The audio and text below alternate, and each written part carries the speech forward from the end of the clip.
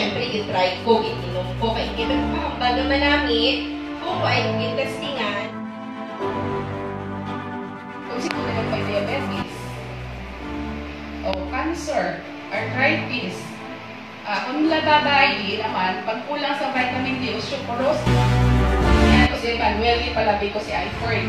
Ay dito si Emmanuel, 20 years, kahit kariton ka sa lakyan, wala kami. Ako ginagamaturang da. Ako nasawa, da pamanday sa Pilamor. Pilaman na ito 30, in awards sa 30 years. Tapos 35 years, certificate lang, nabato na. No, there is IFOR niya, yung trabaho naman less than 3 years, IFOR. Ang na-award sa amon is, ang brand new naman na Hilux. Tapos, na-award kami sa 2.75 hectares na luta dito sa Kabuga. Ako na nga kanami si IFOR.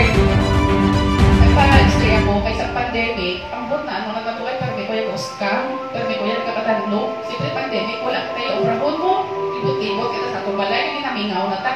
Natanlong ako ya sa mga usaran.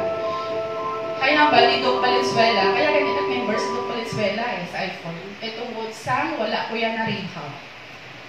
Pero gin-refer na ko niya sa rehab. Pag abot sa rehab, abi, kasi siyempre mausisa, makuya kay Doc Piloso. Doc, di ba Doc sa una may kuwan ka, nung una ako pala siya, ang scoliosis mo, di ba severe na? Makasiya. Doc, ano ginagamit mo? Collagen. Sa aga lang palagi ang atong oras, ang atong lantaw kay tungkol si Ifer. Kay sigurado makapayo sa aton, magpapalik sa aton sa mayo nga